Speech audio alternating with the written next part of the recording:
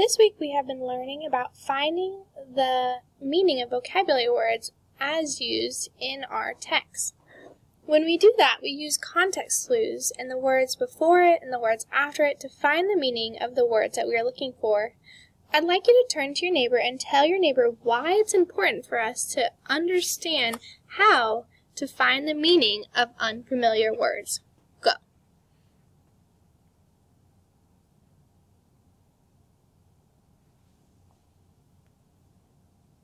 Okay, so hopefully you guys have some good reasons and used your academic vocabulary words like contents, pertaining to, predicting, and all the other things that we've talked about when we talk about context clues. Today you're going to read the folktale together with me and use what you've learned to think and write about the text. If you come to an unfamiliar word or phrase as you read, remember to look closely for context clues to help you figure out its meaning. The story we're reading today is a golden vase and two bright monkeys. The words we need to know from this text are genuine, recent, and pardon.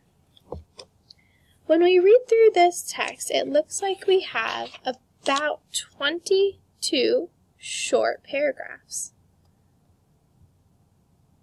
We are now going to read our questions so we know what words we need to keep in mind while we read.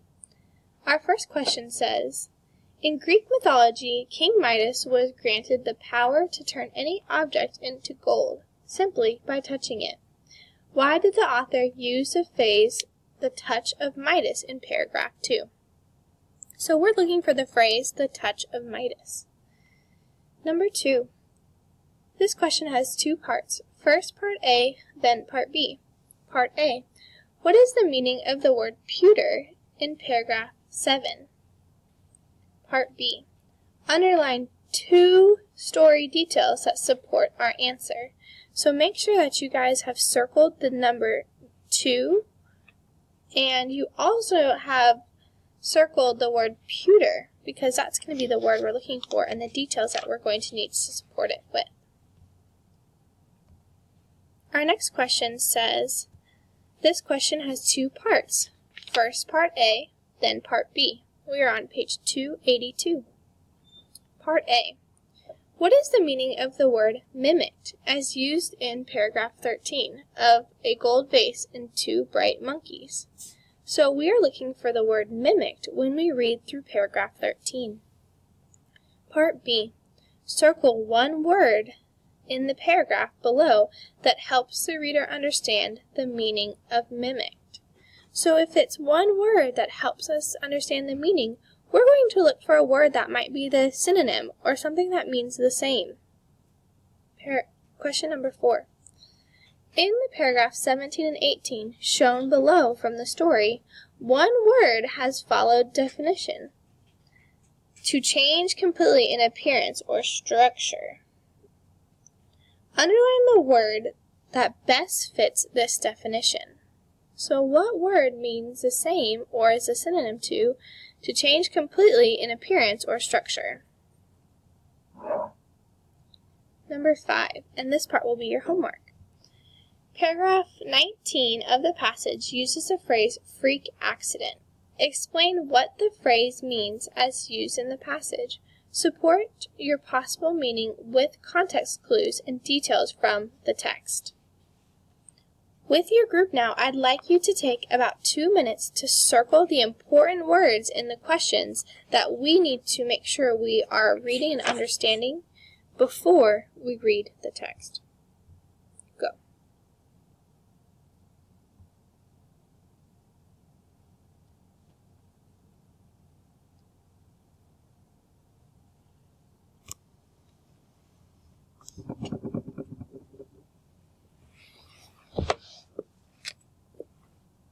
Okay.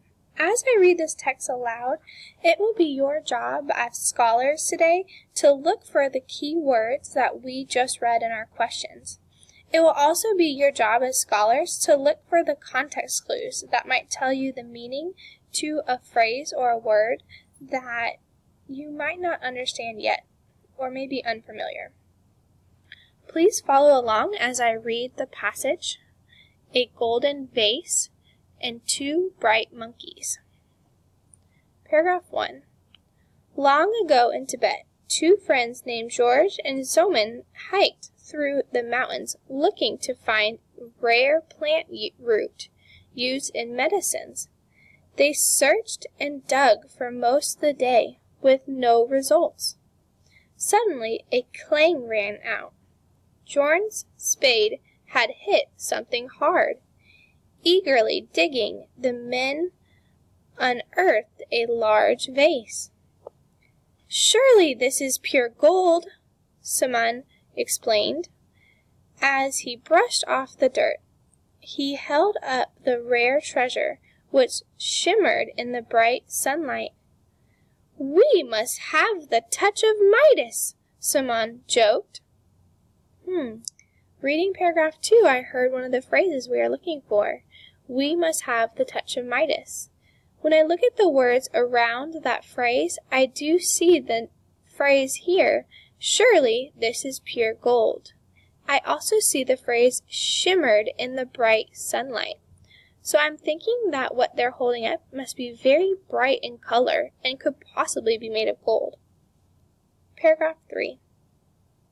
"Not so fast," George said thoughtfully.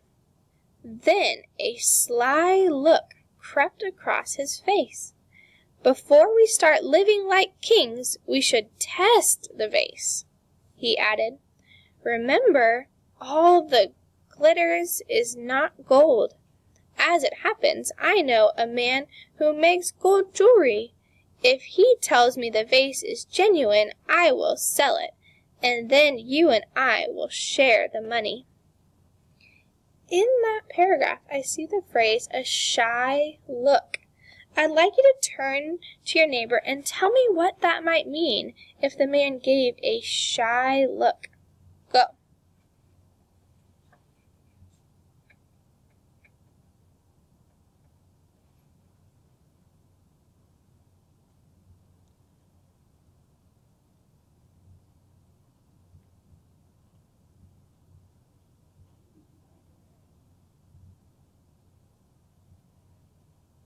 Okay, let's come back together. So when I see the word sly, I know sly means sneaky. And I think that this man is thinking about how he can make Sonam think the vase is fake. When I see him say words like, "Not so fast," "Let's test the vase," "All that glitters is not gold," those are sneaky actions that he might not have good intentions. Let's continue reading to find out more. Paragraph 4. Trusting his friend Sonam gave Bjorn the vase. The 2 friends parted, agreeing to meet in 2 days to divide any profits from the sale of the vase. Page 279, paragraph 5. The goldsmith informed Bjorn that the vase was indeed gold. But 2 days later, when the friends met again, Bjorn greeted Sonam with a sorrow in his eye and a mournful face. "What's wrong, Bjorn?" asked Sonam. "Alas," Bjorn sighed dramatically, "our hopes have been bitterly crushed. By accident, I set the vase too close to the fire, and it melted into a worthless lump of pewter. It was only cheap metal after all." I see the word pewter, and that's one of our questions. So I'm going to read the words before it and after it to see if I can find the meaning of pewter. It melted into a worthless lump of pewter. It was only cheap metal after all. When reading that, I'm thinking about the context clue category of definitions. Pewter may mean only cheap metal, but let's continue reading to find out more. Paragraph 8. Sonam was not taken in by Bjorn's tale, but he hid his suspicions. He just sighed and then softly replied, "Never mind, since the vase was worth nothing, nothing has been lost." Relieved that Sonam had taken the bad news so well, de Jongres invited him to stay overnight with his family. The next morning Sonam said, "Friend de Jongres, I want to thank you for your efforts with the vase and repay you as you deserve. May I invite you two dear children to visit my home in the country? They can play with my pet rabbits and swim in my lake and breathe fresh air. Let them come home with me for a nice vacation." As soon as the children heard of the plan, they pestered and pestered until their parents agreed.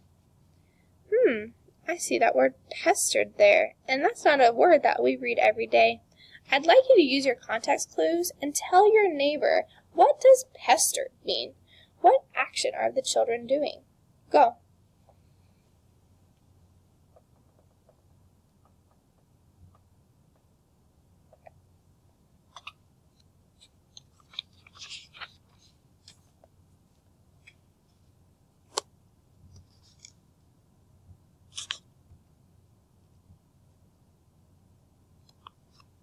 Okay, let's come back together.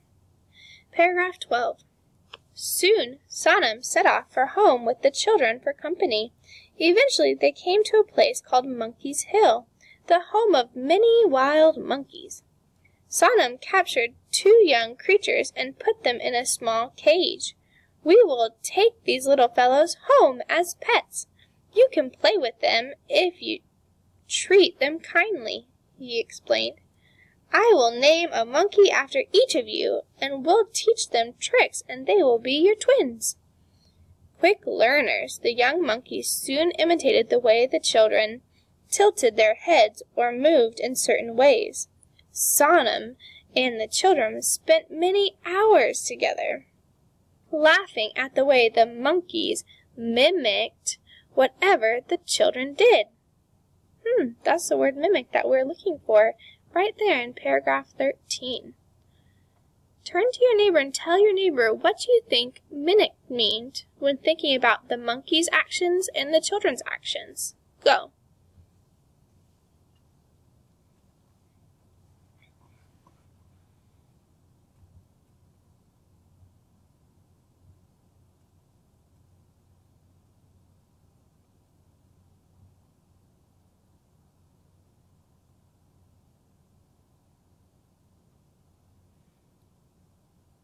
Then came the last day of vacation. Sonam gave each child a basket and shooed them inside. "Walk up the mountain to gather berries and fruits," he said. "We'll surprise your father with a tasty treat before you return home." Then Sonam waited. Hearing de Jongres approach, he sat down with the monkeys, holding each one gently, and put on a tragic face. "What is wrong, my friend?" asked de Jongres. "Alas!" sighed Solomon.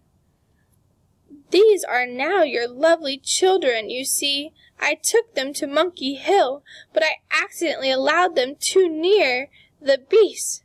Your children were transformed into these monkeys right before my eyes." Sonam called the monkeys by name, and they began their tricks. They imitated the way de Jongres' children jumped and walked and even smiled, just as they had been taught. At first de Jongres was speechless. "How can this be?" he sputtered. "Is such thing even possible?" "It was a freak accident," Sonam replied. "After all, strange things do happen from time to time. Why, I know a recent case in which a gold vase was turned into cheap metal." Then a twinkle crept into his eyes. "Oh," was all de Jongres could say at first. Then a look of shame and relief spread over his face. "Now I understand, my friend. Keeping the money for the vase was dishonest. I will gladly hand over what I owe you if you will pardon my foolish greed." Okay, continue reading and answer their questions by yourself.